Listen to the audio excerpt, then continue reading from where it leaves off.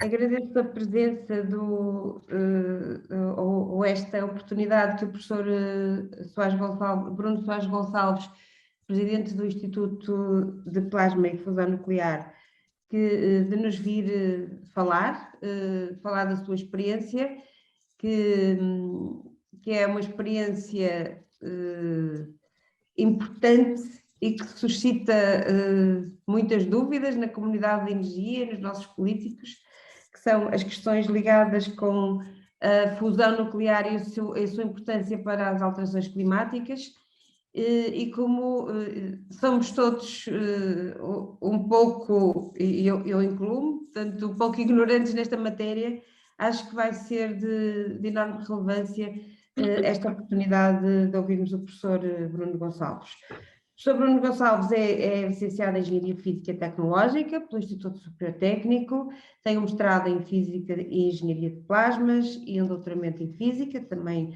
no Técnico, Universidade Técnica de Lisboa. Investigador principal com habilitação e atualmente presidente do Instituto de Plasmas e Fusão Nuclear, responsável pelo Grupo de Engenharia e Integração de Sistemas. Tem várias patentes submetidas, é coautor do capítulo do livro, de muitas, mais de 100 artigos publicados em revistas internacionais e em conferências internacionais. Tem sido convidado para várias lições científicas em conferências internacionais e nacionais. É membro de vários comitês, entre os quais é representante nacional no Governing Board da Eurofusion e é também um dos membros do Governing Board da Fusion for Energy, e onde eu humildemente o acompanho, fazendo parte também deste Governing Board, tendo claramente já exposto a minha ignorância na matéria, mas onde acompanho com muito gosto. Somos todos ouvidos para o professor Bruno Gonçalves, a quem mais uma vez agradeço esta oportunidade de partilhar o seu conhecimento connosco. Obrigada.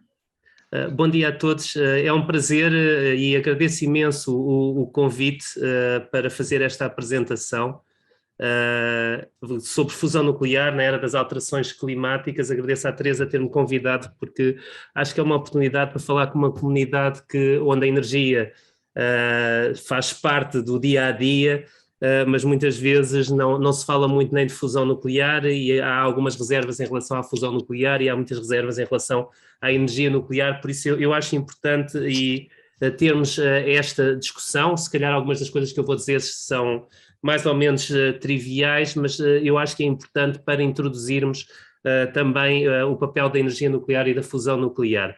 Ora, começando, obviamente, ou certamente terão noção que 64% da eletricidade atualmente produzida no mundo provém da queima de combustíveis fósseis, e 10% desta eletricidade provém do nuclear, e todas as restantes é sobretudo energias renováveis, e tem vindo a aumentar. No entanto, esta dependência que nós temos dos combustíveis fósseis tem um grande impacto a nível global, desde logo as alterações climáticas, e é um problema que temos que resolver. O problema, acima de tudo, é que também o consumo mundial de carvão não tem diminuído, apesar das metas de descarbonização, e ainda que haja uma previsão de um aumento significativo nas energias renováveis. Isto é um gráfico do IEA World Energy Outlook 2019, há uma previsão de um grande aumento, sobretudo no solar fotovoltaico, mas também na energia eólica, mas, no entanto, mesmo a IEA não prevê que haja um aumento significativo ou uma diminuição significativa no consumo de carvão. Isto porque as energias renováveis apenas estão a conseguir fazer face ao aumento da procura de energia. Quando falamos em nuclear, tem-se mantido mais ou menos estável, ainda que haja um aumento significativo em alguns países. O grande problema, todos sabemos e temos ouvido falar, é a emissão de CO2 para a atmosfera, CO2 e outros gases, que está acima dos 51 mil milhões de toneladas anualmente.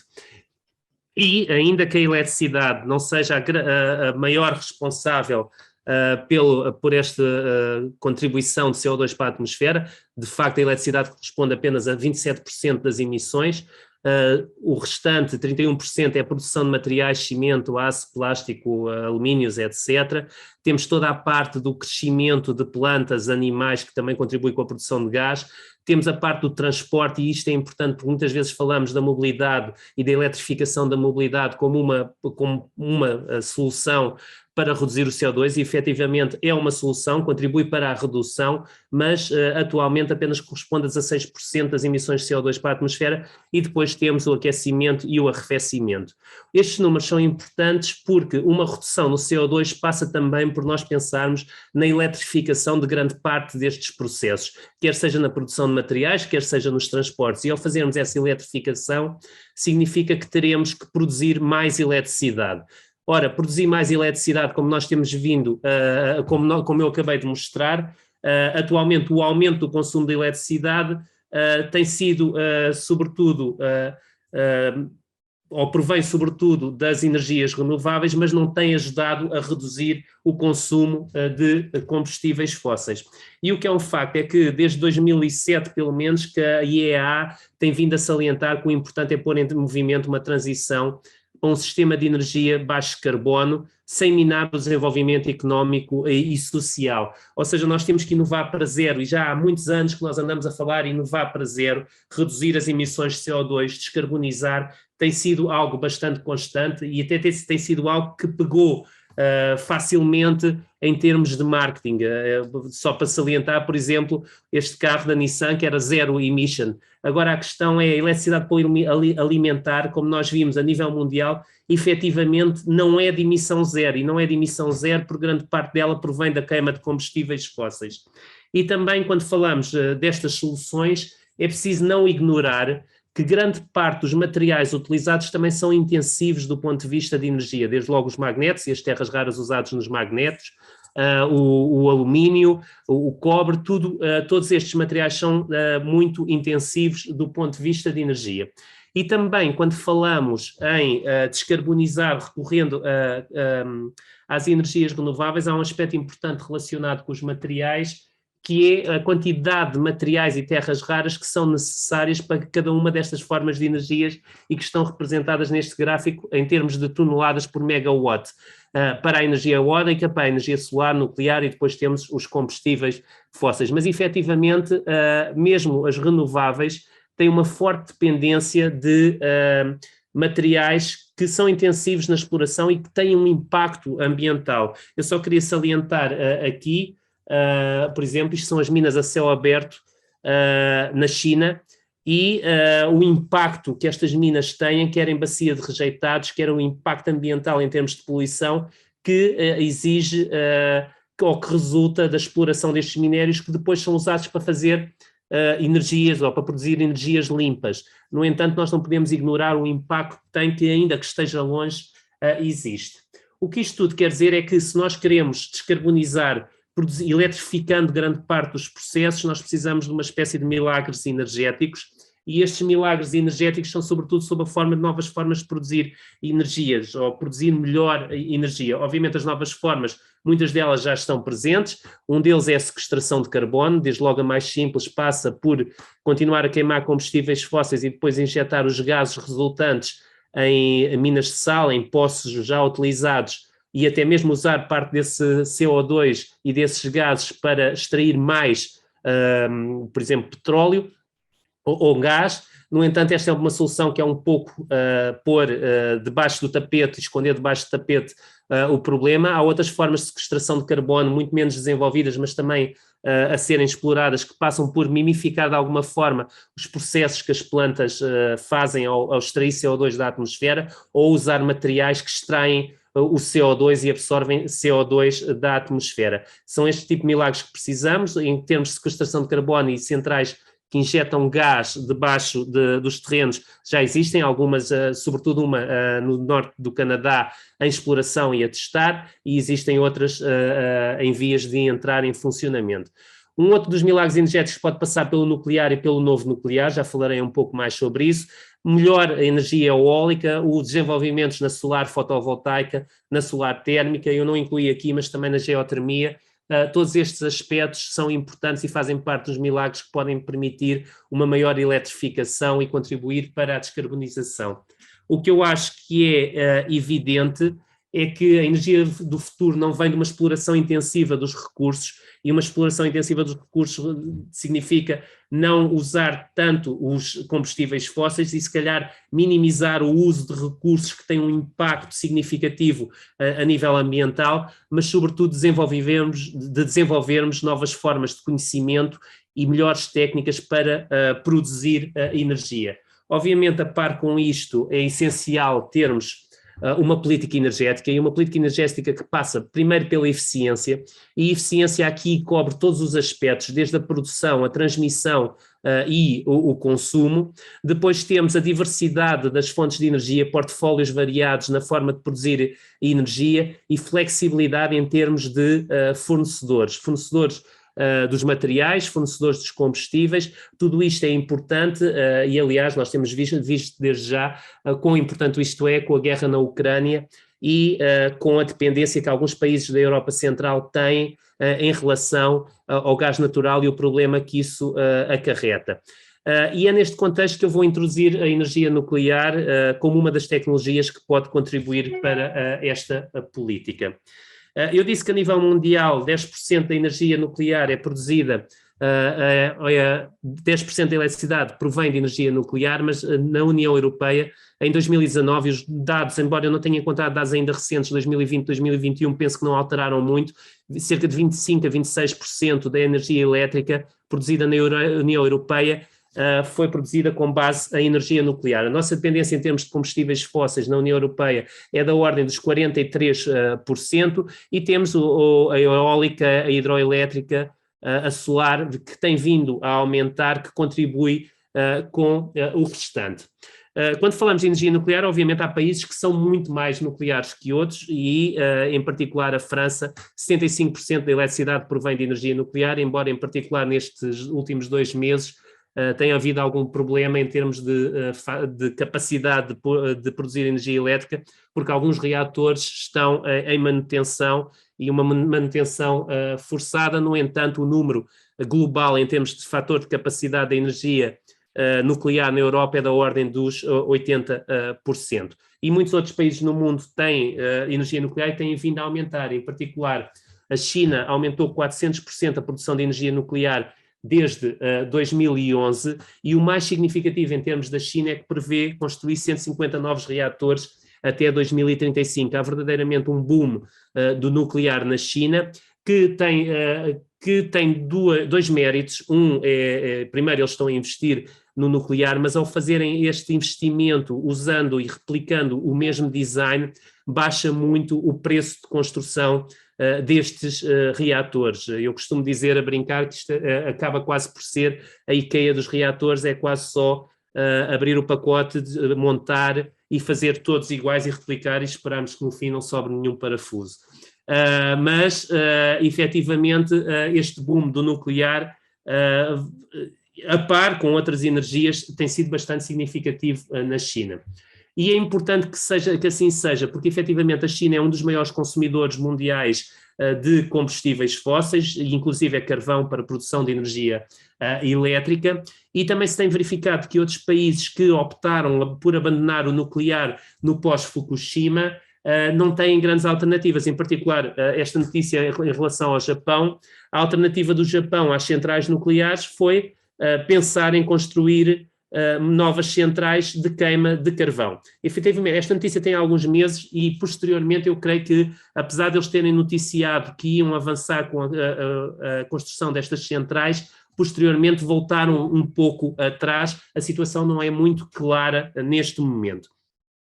O que é importante aqui é porque o nuclear e quão importante pode ser o nuclear. Bom, um dos aspectos importantes de energia nuclear é que é uma das energias que tem uma menor gama de emissões, se exprimirmos em gamas de CO2 por quilowatt-hora, durante todo o ciclo de vida, e tendo em conta os fatores de capacidade, entre todas as energias.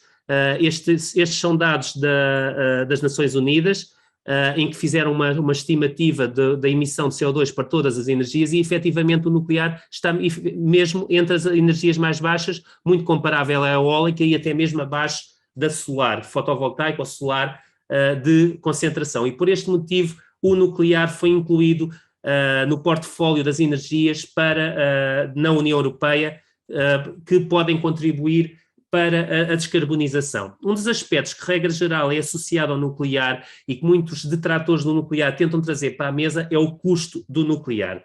Eu tenho aqui um gráfico de um relatório da IEA, que é os Projected Costs of Generating Electricity. Este relatório é de 2020 e compara os custos expectáveis em 2025 numa base nivelada para diferentes fontes de energia.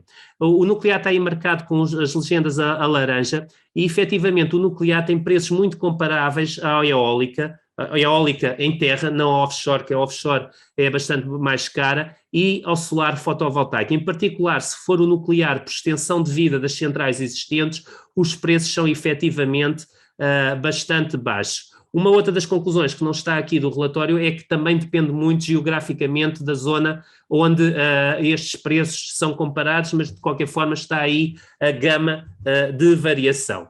Obviamente o que nós ouvimos muitas vezes e alguns dos exemplos que nós ouvimos são centrais nucleares cujo custo aumentou drasticamente. Por exemplo, a mais recente é a Olkiluoto na Finlândia, que o custo de construção foi bastante acima daquele que foi estimado inicialmente, mas o motivo pelo qual o custo aumentou também está bem diagnosticado, desde logo, porque a central era única, era uma primeira daquele tipo, e isso tem tendência a ser um projeto que tem um custo maior ou que os custos tendem a aumentar. Outro dos aspectos significativos é que alguns dos fornecedores que estiveram envolvidos não estavam habituados ao tipo de construção necessário para as centrais nucleares. Desde logo os problemas começaram com as lajes e os cimentos utilizados e isso acabou por encarecer o projeto.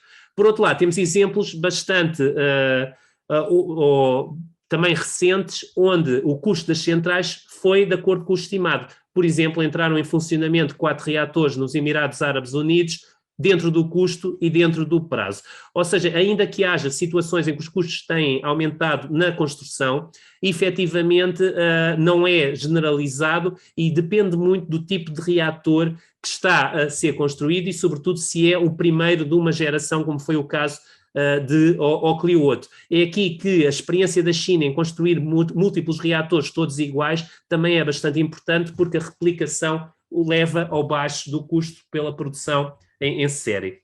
Quando nós falamos em Portugal, a produção elétrica em Portugal é ligeiramente diferente do resto da Europa. Nós temos cerca de uma dependência, tínhamos em 2021, de 29,4% do gás natural, a hídrica foi 24,8%, a eólica 23%, solar 3,7%, e biomassa 6,6%. O que é importante destacar aqui é também o saldo importador em Portugal, que foi em 2021 de 9,5%. E é aqui que muitas vezes nós temos tendência a dizer Portugal não tem energia nuclear, etc., mas ainda que a nossa fronteira geográfica, na nossa fronteira geográfica não hajam centrais nucleares, na nossa fronteira energética que envolve todo o mercado ibérico, nós temos 7,4 gigawatts de energia nuclear instalada. E, efetivamente, parte da eletricidade do saldo importador que nós consumimos provém de energia nuclear. Isto é a minha fatura elétrica do terceiro trimestre de 2021 e nesse trimestre, de acordo com a minha fatura, nós consumimos 2,3% de energia nuclear. Aliás, se quiserem ver, há uma aplicação ou uma página web que se chama Electricity Map, app, creio que é o nome completo, onde podem ver em cada momento o que é que o país está a produzir e os vários países no mundo e quais são as quantidades de energia a ser transferida entre os diversos países e qual é a energia que está a ser produzida e efetivamente nós vemos que em muitos momentos que estamos a transferir energia elétrica de Espanha, grande parte do contribuidor dessa energia elétrica é energia nuclear. Eu costumo dizer que os eletrões quando entram na rede não têm cor e, portanto, nós não podemos dizer que não consumimos energia nuclear, porque efetivamente consumimos parte de energia nuclear que é aquela que está dentro da nossa fronteira energética.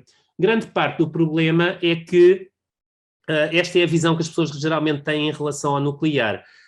O nuclear pode ser seguro, mas seguro para nós significa longe da nossa casa. E eu acho que este aspecto é importante desmistificarmos um pouco e pensarmos um pouco se realmente faz sentido este pensamento. Desde logo, há uma visão de segurança que se tem que pode não estar totalmente correta. Regra geral, as pessoas concordam que a energia eólica é segura, mas efetivamente os dados são diferentes, e aqui temos um exemplo. Isto é um acidente que aconteceu na Escócia em 2011 durante um período de tempestade. E ainda que estes acidentes sejam relativamente raros, não são desprezáveis. A questão aqui acontece de vez em quando, mas a questão é, nós temos geradores eólicos em muito sítio em Portugal. Imagina que acontece uma situação destas, similar ou com algumas fagulhas, que pode causar um incêndio em Portugal durante o período de seca ou durante o período de verão. Infelizmente, nós temos consciência do perigo associado aos incêndios e do número de vítimas que os incêndios podem causar, e poderia acontecer uma situação grave. Ainda que pouco frequente, ainda que pouco provável, pode efetivamente acontecer. E, na realidade, quando nós analisamos o número de mortes entre as várias energias expressas em mortes por terawatts-hora, e tendo em conta os acidentes e poluição do ar, nós verificamos que a nuclear, a eólica e a solar têm todos os números de mortes muito comparáveis e, obviamente, estão muito abaixo das mortes causadas devido à poluição resultante da queima dos combustíveis fósseis. E reparem que nestes dados para o nuclear foram incluídos os acidentes de Chernobyl e Fukushima. Three Mile Island não está aqui porque não há vítimas associadas a esse acidente, e mesmo em relação a Chernobyl e Fukushima, os dados aqui utilizados têm em conta 4.000 mortes para Chernobyl, que é o dado estimado numa primeira avaliação pelas Nações Unidas. Houve um estudo posterior que diz que o número de vítimas pode ser inferior. Vítimas de radiação diretas foram efetivamente 30, mas têm em conta as potenciais vítimas indiretas. E em Fukushima tem aqui contabilizadas 576 vítimas. Mas, na realidade, em relação ao acidente de Fukushima, apenas nenhuma das vítimas resultou da radiação libertada. Os 576 vítimas resultaram do processo de evacuação, doentes que foram abandonados no hospital, pessoas que se suicidaram, pessoas que tiveram stress pós-traumático e acabaram por falecer devido ao stress, mas nenhum caso associado à radiação. Há um caso de cancro no pulmão, mas era uma pessoa fumadora, e mesmo essa única vítima não há a certeza se resultou do impacto do acidente ou do facto de ser fumador. Ainda assim, pronto, foram estes os valores que foram contabilizados, mas se nós exprimirmos em terawatts-hora produzidos, efetivamente o número de mortes resultante do nuclear é bastante baixo. Aliás, há estudos relativamente recentes que demonstram que a energia nuclear já preveniu mais de 2 milhões de mortes prematuras, se tivermos em conta que a energia nuclear veio retirar espaço às centrais de gás e de carvão, e, portanto, preveniram mortes prematuras resultantes da poluição. Só na Alemanha também há estudos relativamente no pós-Fukushima. Entre 2011 e 2019, creio que é o período que o estudo incide, estima-se que há 1.100 mortes prematuras adicionais resultantes do abandono da energia nuclear, porque a solução foi recorrer ao carvão e ao gás natural. Pronto, porque é que faz, e agora isto é a minha introdução em relação à energia nuclear. Vamos ver os diferentes tipos de energia nuclear e quão diferente pode ser. Quando nós falamos de energia nuclear, nós estamos a falar de 2 tipos de reações nucleares distintas. Ambas conduzem à libertação de quantidades significativas de energia. Desde logo, a que é usada nas centrais atualmente é a fissão nuclear, que resulta da desagregação de átomos num elemento pesado, tipicamente urânio-235, e nessa desagregação e formação de núcleos mais leves, liberta-se uma quantidade significativa de energia que nós usamos para, no fim, para aquecer água, para produzir vapor, para fazer funcionar uma turbina. A única coisa que nós estamos a fazer de diferente em relação a uma central de carvão ou gás é mudar a fonte de calor, porque todo o resto do processo de produção de eletricidade é bastante similar. O outro processo nuclear que liberta uma quantidade significativa de energia também é a fusão nuclear, que consiste na fusão de átomos de 2 elementos leves, e aqui o exemplo representado são os 2 isótopos do hidrogênio, o deutério e o trítio, e nessa fusão também conseguimos libertar uma grande quantidade de energia. Quão grande é esta energia? Vamos ver aqui, em termos de eficiência. Se eu quiser produzir 1 gigawatt de eletricidade ao longo de um ano, 1 gigawatt é cerca de um quinto da eletricidade que nós estamos a consumir instantaneamente em Portugal. Recorrendo a carvão, precisamos de 2 milhões de toneladas de carvão. Se eu quiser produzir o mesmo recorrendo à queima de petróleo, preciso de 1.300.000 toneladas de petróleo, mas se eu quisesse produzir essa eletricidade com base em fissão nuclear, eu preciso de cerca de 20 a 30 toneladas de óxido do urânio. É isto que é consumido numa central nuclear. O mesmo com fusão nuclear, eu precisaria apenas de cerca de 600 kg de deutério.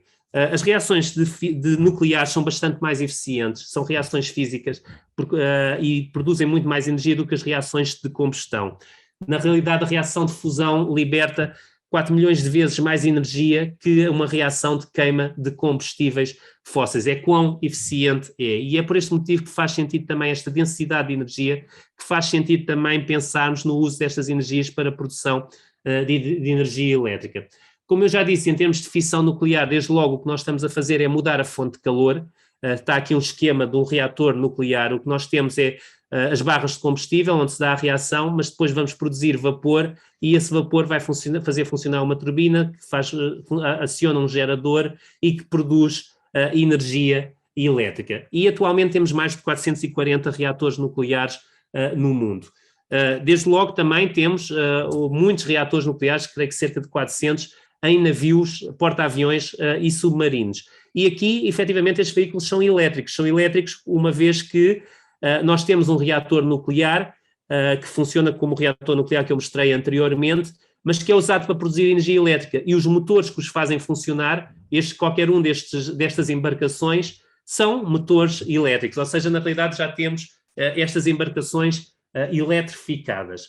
A razão pela qual a fissão nuclear faz sentido é porque tem algumas vantagens, desde logo a produção de CO2, que eu já referi, o custo da produção de eletricidade e a abundância do combustível, que se for com base no urânio 235, que é aquele que é usado na maior parte dos reatores atuais, temos para mais de 100 anos, tendo em conta a estimativa de reservas existentes no mundo, e bastante distribuídos por todo o mundo. Por exemplo, a Austrália tem 30% das reservas, mas não está a explorá-las.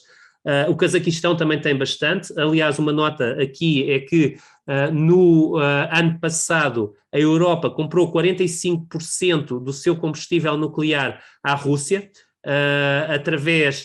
sendo grande parte deste combustível proveniente do Cazaquistão, depois enriquecido na Rússia, e a Europa comprou, mas aqui não é porque a Europa não tenha capacidade de produção, nem possa comprar a outros produtores, nem tenha capacidade para enriquecimento, é apenas por motivos económicos, é ligeiramente mais barato e por esse motivo foi comprado à Rússia. A Europa pode rapidamente substituir esse combustível nuclear proveniente da Rússia por outras fontes e por processos de enriquecimento na Europa e nos Estados Unidos, uma vez que existe a capacidade instalada.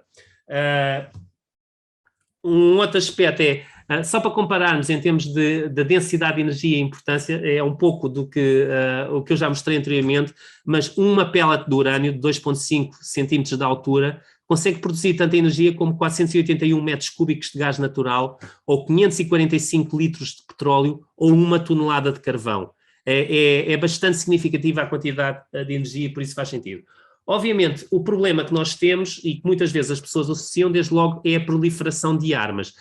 Este é um aspecto que, com os reatores atuais, não faz grande sentido, porque a proliferação de armas é porque, efetivamente, houve reatores no passado que foram usados com este propósito duplo, desde logo Chernobyl tinha esse propósito, que era a produção de plutónio para uso em armas nucleares, mas o urânio que é usado nas centrais nucleares é enriquecido face ao urânio natural, mas é de 2 a 3% de urânio 235, o restante é urânio 238, e está muito longe do enriquecimento necessário para produzir uma arma nuclear.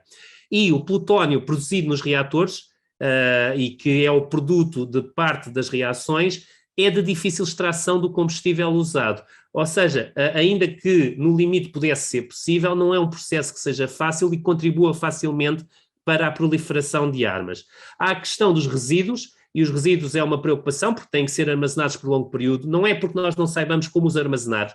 O processo de armazenamento dos resíduos é bastante bem conhecido, começa pelo arrefecimento nas piscinas nucleares, depois passagem para cascos ventilados e, eventualmente, o armazenamento em locais geologicamente estáveis, como acontece agora, como está a acontecer e a ser iniciado o processo na Finlândia. Mas os resíduos são um problema porque têm que se armazenar por longo tempo, não é um problema não porque nós não saibamos como o resolver. E depois há a segurança e o impacto ambiental. A segurança, porque nós conhecemos os acidentes, sobretudo de Fukushima e de Chernobyl. Chernobyl, que foi um erro humano e que num reator que era pouco seguro por construção, pouco seguro no sentido em que não tinha edifício de contenção, tinha barras moderadoras de grafite que se incendiaram e que causaram grande parte do problema, por grande parte do problema foi um incêndio e a libertação de material radioativo nas plumas resultantes do incêndio para a atmosfera. Já Fukushima teve uma origem completamente diferente. Fukushima resultou de um tsunami de 15 metros, havia paredes de contenção na central de 5 metros, mas que obviamente foram inundadas, e havia um gerador auxiliar que fazia funcionar os sistemas de refrigeração que estava situado nas caves. E, não funcionando os sistemas de refrigeração, o reator entrou no chamado meltdown, começou a aquecer até que os materiais começaram a derreter. Nessa situação há produção significativa de hidrogênio e, por acaso, esse reator ainda não tinha instalado válvulas de libertação de hidrogênio, que todos os reatores da OCDE, nessa altura, já tinham instalados. Infelizmente, grande parte dos reatores americanos e japoneses na altura ainda não tinham estas válvulas instaladas, porque se as válvulas já estivessem instaladas, não haveria a explosão de hidrogênio que ocorreu e não teria havido este tipo de acidente. Aliás, atualmente todos estes reatores já têm válvulas instaladas para libertação do hidrogênio em caso de sobrepressurização e que impedindo a libertação de material radioativo. No entanto, ainda assim, a quantidade de material radioativo libertado em Fukushima foi 10% do material radioativo libertado em Chernobyl. Por outro lado, tem havido uma evolução significativa nos reatores nucleares. Chernobyl era um reator de geração 2, muitos dos reatores a serem construídos atualmente já são de geração 3 e geração 3+, o Clio-8 que entrou em funcionamento é de geração 3, são melhores do ponto de vista de design, consomem melhor o combustível, produzem menos resíduos e também do ponto de vista de segurança foram implementados mais sistemas de segurança passivos que não necessitam de eletricidade para entrar em funcionamento, reduzindo o risco de acidentes. E em simultâneo estão a ser desenvolvidos os chamados reatores de geração 4, que são muito mais seguros, consomem melhor os combustíveis, inclui-se aqui os fast breeders, etc., que têm como objetivo consumir melhor os produtos resultantes, reduzindo os resíduos e serem mais seguros. E enquadram-se aqui também os reatores modulares pequenos que têm vindo a falar-se cada vez mais e que é uma opção que tem vindo a ser apresentada por alguns países, em particular o Reino Unido mostrou muita intenção de desenvolver reatores modulares pequenos e de contribuir para este desenvolvimento. A energia nuclear é importante no sentido em que já providencia parte da eletricidade atualmente existente, é uma alternativa à produção de eletricidade com base na queima de gás, é uma alternativa necessária para a produção da chamada eletricidade de base e provavelmente a única que nós temos para acompanhar a descarbonização no imediato, em paralelo ou complementando um portfólio de energias renováveis que obviamente tem que ser acarinhado e tem que se fazer mais investimento. E sobretudo é um passo necessário e se calhar precisamos comprar tempo para chegar à fusão nuclear. A fusão nuclear, como eu já disse, é a energia que alimenta as estrelas, é um processo que usa átomos leves, e obrigamos-los a fundir, e para que ela ocorra, nós precisamos que das reações ocorram no meio denominado de plasma. Plasma é conhecido como o quarto estado da matéria, mais de 99,9% da matéria visível no universo está no estado de plasma, todas as estrelas que estão a fazer fusão nuclear, e um plasma basicamente produz dando energia. Nós passamos do estado sólido ao estado líquido fornecendo energia, do estado líquido ao gasoso fornecendo energia. Se continuarmos a dar energia ao nosso sistema gasoso, nós conseguimos arrancar os eletrões dos núcleos e formamos um gás ionizado que é o denominado plasma. A definição, na realidade, é um gás ionizado globalmente neutro, porque as cargas positivas e negativas são mais ou menos iguais e que exibe um comportamento coletivo, o que significa que se eu introduzir perturbações no plasma, tudo se reajusta para manter esta neutralidade. Os plasmas são bastante abundantes na natureza, desde logo as estrelas, os ventos solares, as tempestades solares, todo o material que é injetado pelas estrelas sai sob a forma de plasma e é injetado em direção à Terra. Felizmente, nós temos um campo magnético que nos protege e que resulta nestas auroras boreais magníficas, que são plasmas resultantes dos ventos solares e aprisionados no campo magnético terrestre. Os relâmpagos também são plasmas. Temos plasmas criados pelo homem, aqui para um sistema para fazer uma cobertura em materiais, para proteção de materiais. Temos motores a plasma para satélites, temos ferramentas de corte, ferramentas de soldadura, ou seja, os plasmas são bastante abundantes e têm múltiplas aplicações. Desde logo são muito variados. Variam em densidade, que é o número de partículas por unidade de volume, e variam em temperatura. Desde os plasmas muito frios até aos plasmas muito quentes e muito densos, como é o caso das estrelas, ou a fusão nuclear que eu vos vou falar, que é um plasma um pouco mais frio, menos denso que uma estrela, mas mais quente do que plasmas existentes nas estrelas. E, por exemplo, um plasma frio para nós é uma lâmpada fluorescente, que tem uma temperatura da ordem dos 10 elétrons-volt, nós medimos as temperaturas em elétrons-volt, e 1 elétron-volt são cerca de 11.000 graus centígrados. Ou seja, a temperatura do gás que está no interior da lâmpada fluorescente é da ordem dos 100.000 graus centígrados, o que ainda assim para nós é um plasma frio, porque para nós plasma quente é da ordem dos milhões de graus centígrados. Quando nós queremos aproveitar plasma na Terra, temos que encontrar reações que sejam adequadas, e a reação que é mais provável em energias inferiores é a reação do deutério-trítio.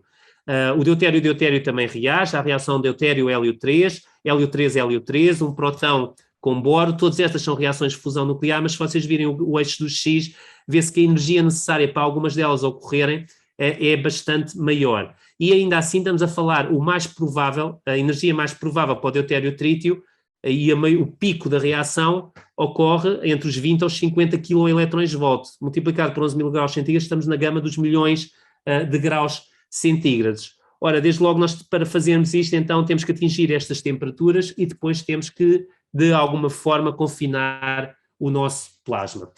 Nas estrelas, o confinamento é gravitacional, é a força da gravidade que obriga a que o plasma fique confinado.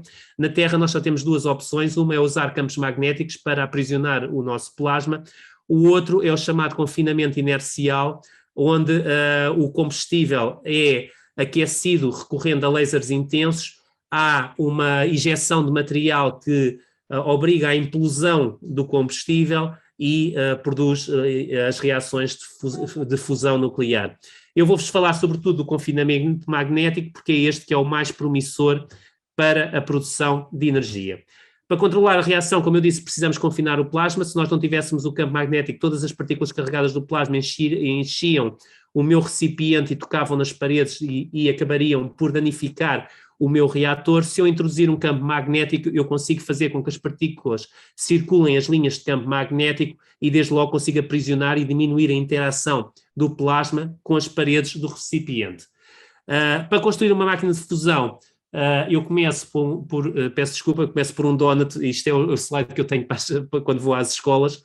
Na realidade não é um donut, é uma câmara de vácuo com forma toroidal. É este a base da minha máquina, do meu dispositivo de fusão, uma câmara de vácuo de forma toroidal, no qual eu coloco bobines magnéticas para produzir o meu campo magnético que vai confinar o plasma, neste exemplo aqui arrefecidas com um composto fluorado chamado Galden. Como eu tenho campos magnéticos intensos, e tipicamente estamos a falar de campos magnéticos da ordem dos 2 a 3 Tesla, eu tenho que manter isto tudo no sítio e preciso de uma estrutura de suporte que neste exemplo aqui são 2.600 toneladas e preciso de mais umas quantas bobines para posicionar o plasma e dar-lhe forma dentro da minha câmara de vácuo.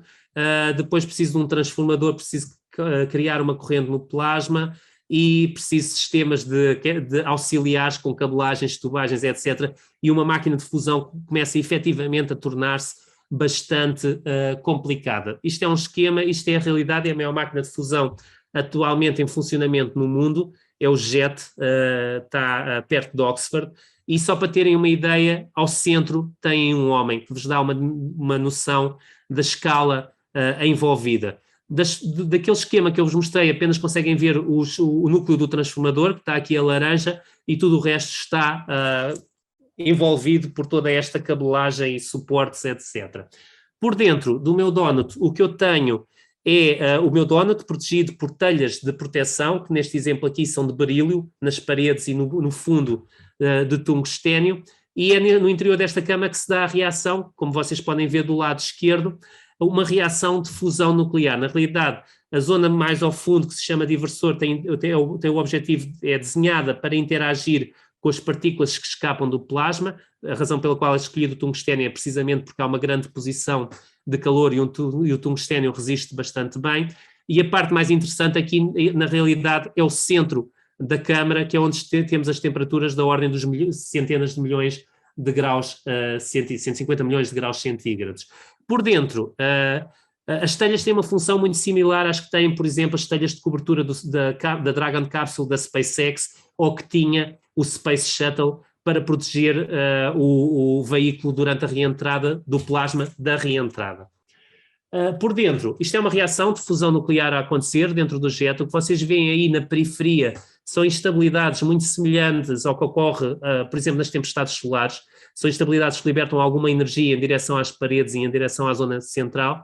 E o que está a acontecer aqui é uma reação que no JET pode ir até 40, uma descarga do JET pode ir até cerca de 40 segundos.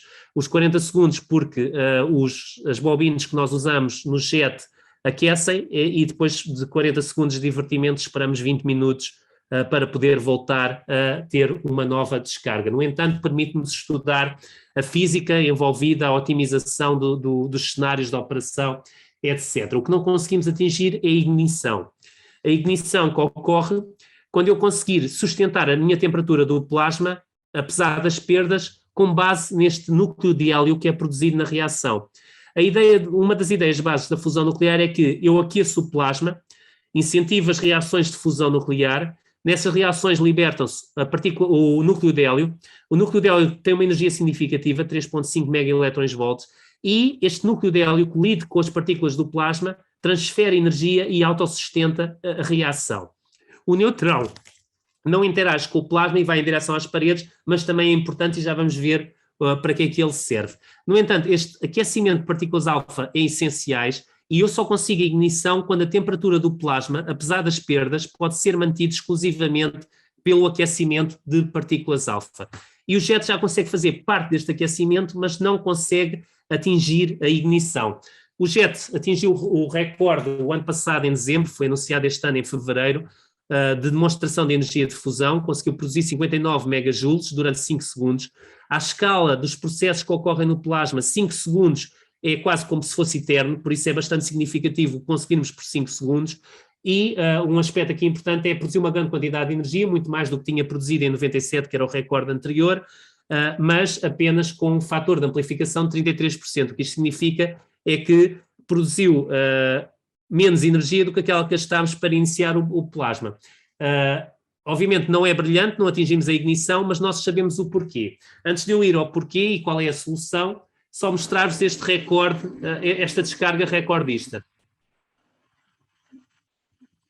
Isto é uma descarga, os tais 5 segundos do JET, recorde em produção de energia.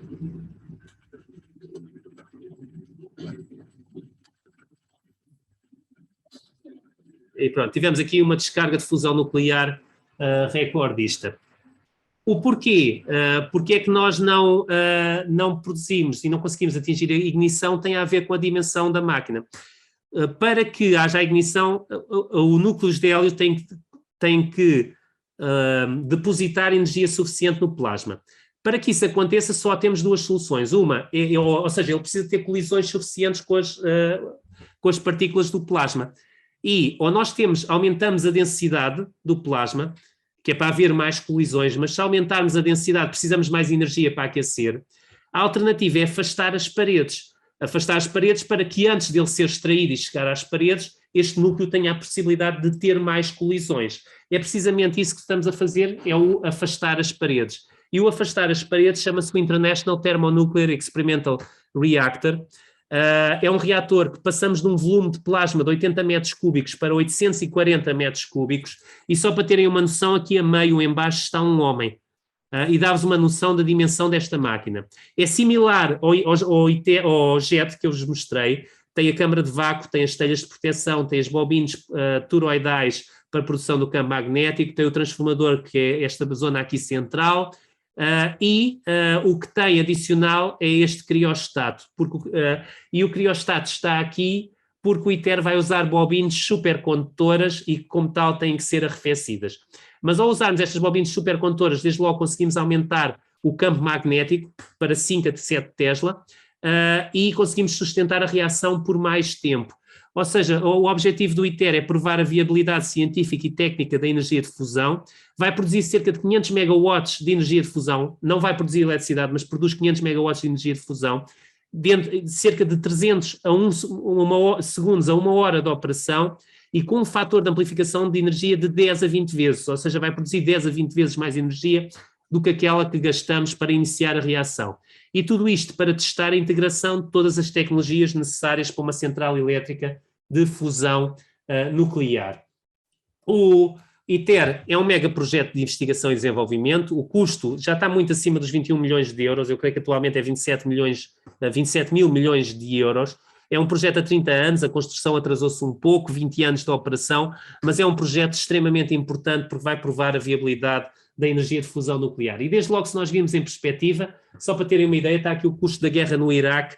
Com o custo da guerra no Iraque, nós teríamos construídos 34 ITERs. Um outro exemplo é, por exemplo, a organização dos Jogos Olímpicos, quer seja o verão, quer sejam os Jogos Olímpicos de inverno, qualquer organização dos Jogos Olímpicos tipicamente custa 2 ITERs. Ou seja, no contexto mundial, ainda que pareça muito dinheiro para a investigação, e tendo em conta a promessa que é a produção de energia de forma segura e de forma ilimitada e barata, o custo não é assim tão significativo. E é um custo elevado porque é uma experiência única, é o primeiro deste tipo e único em muitos aspectos tecnológicos. Desde logo, só para terem a noção de alguns números, as bobines vão usar 80 mil quilómetros de supercondutor de neobidium estanho nas bobines toroidais. Cada bobina toroidal, e o ITER tem 18, são 360 toneladas, é o peso de um Boeing completamente carregado. Usa 23 mil toneladas de metal na sua construção, 360 mil toneladas de betão nas fundações antissísmicas e paredes no edifício onde está encerrado o ITER. Tem 10 milhões de componentes, que são 10 vezes os componentes do Airbus 380. A temperatura do plasma são 150 milhões de graus centígrados, que é 10 vezes a temperatura do centro do Sol, e não tem comparação com a temperatura à superfície do Sol, que é da ordem de 6 mil graus centígrados.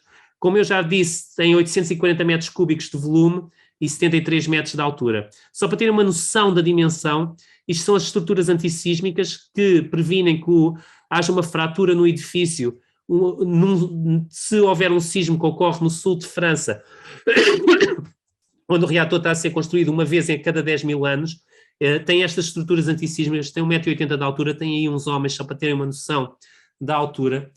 Isto é o escudo biológico em construção.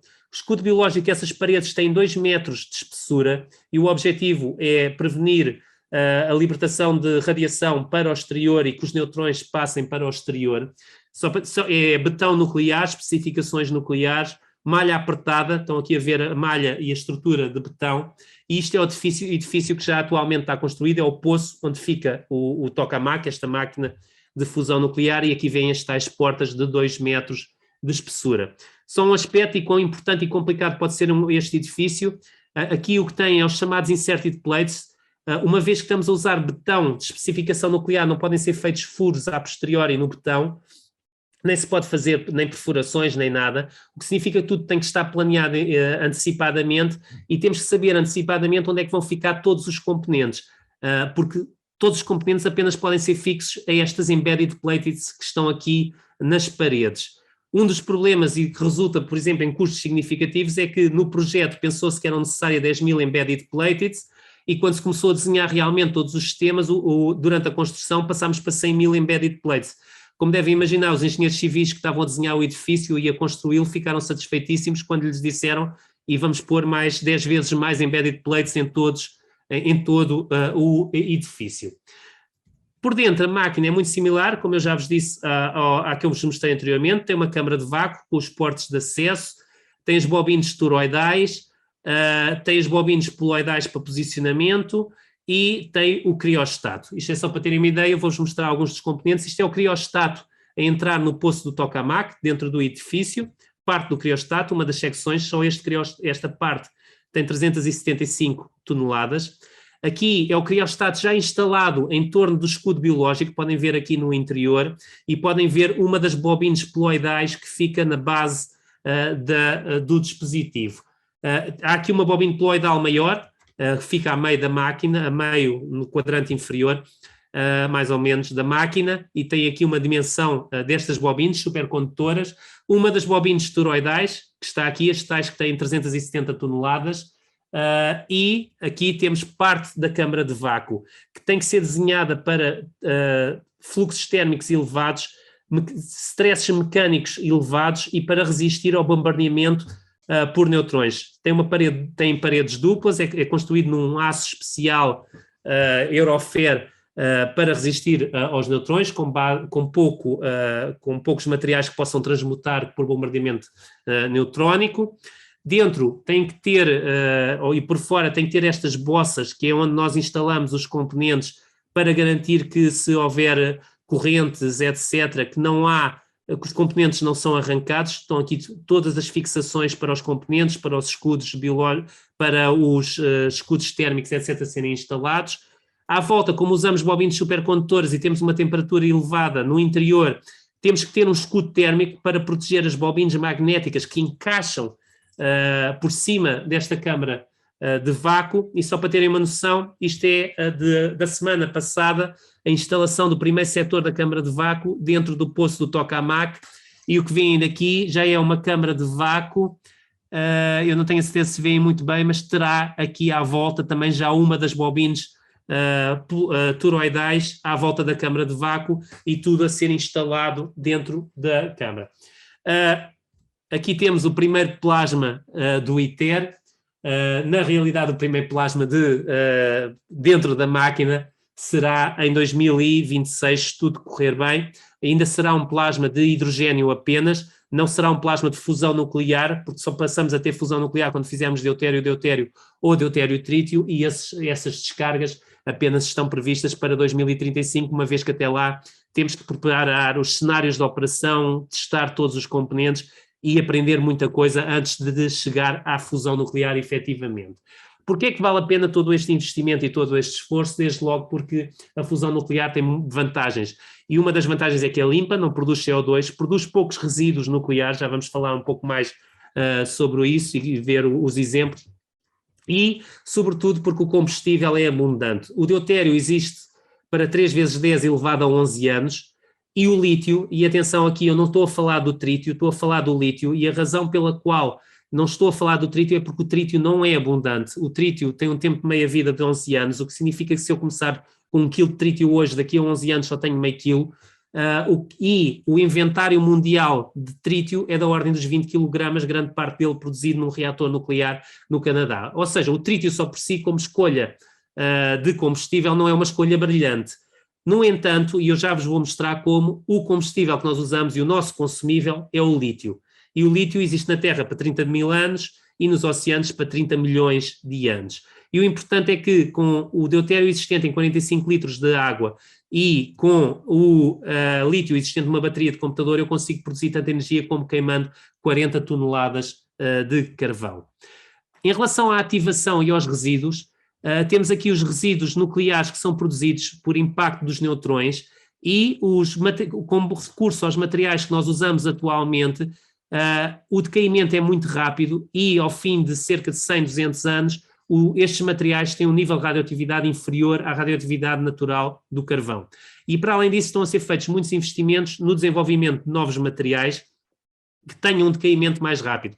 Para isso também é importante a infraestrutura que está a ser construída no sul de Espanha, em Granados, chamada IFMIF-DONES, que vai ser usado para estudo e desenvolvimento de materiais para fusão nuclear. A fusão nuclear também se espera que seja competitiva.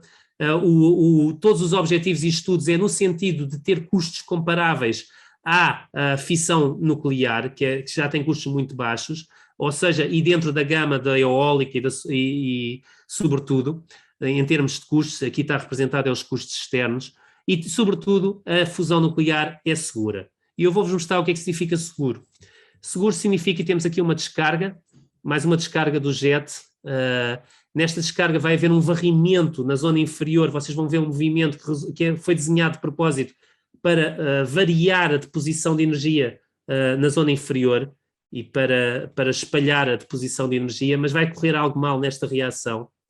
Pronto, esta parte foi por desenho, mas nesta reação o plasma desloca-se em direção à parede interior e é isto que acontece. Quando nós temos algo que corre mal, a descarga termina. Pode terminar com uma disrupção que pode ser violenta, mas não há uma continuação de uma reação. O difícil, efetivamente, é manter a fusão nuclear em funcionamento e manter isto tudo em funcionamento. E por esse motivo é seguro, mas ao mesmo tempo é difícil atingirmos a fusão nuclear. Obviamente nós fazemos isto tudo para manter as luzes acesas e o nosso grande objetivo é produzir uma central elétrica de fusão nuclear.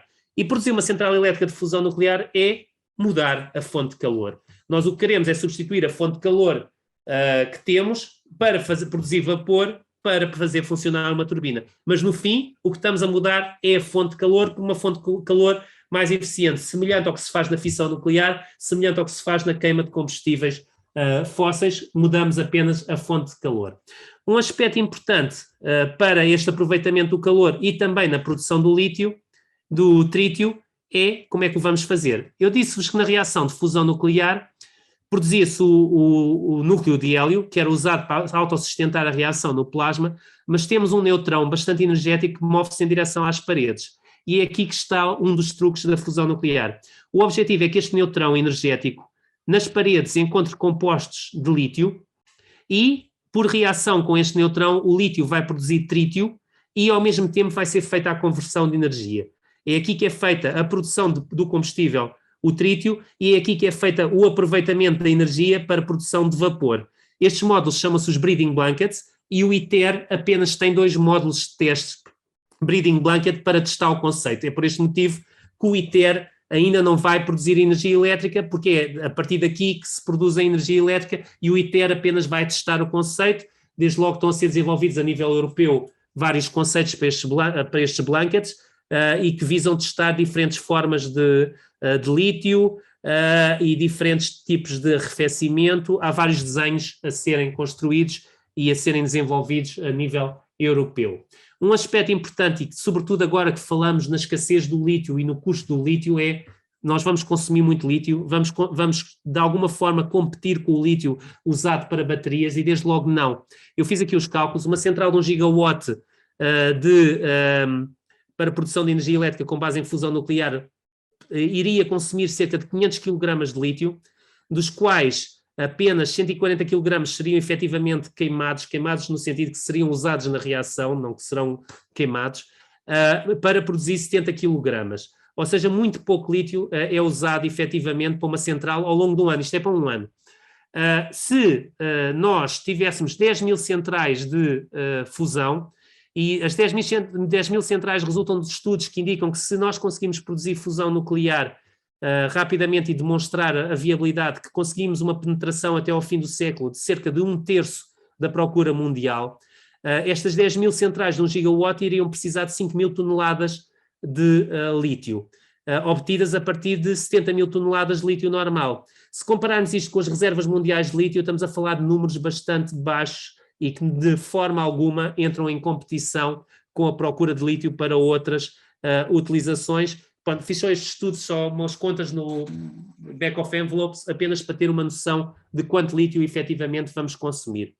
Um outro aspecto importante é, geralmente diz que a fusão é realmente ilimitada, e temos aqui uma comparação de quanto material existe, e no lítio, com o lítio existente no Sol daria para mais de 1000 anos, mas com o lítio na água do mar daria para 10 milhões de anos, e o deutério dá para 1000 milhões de anos.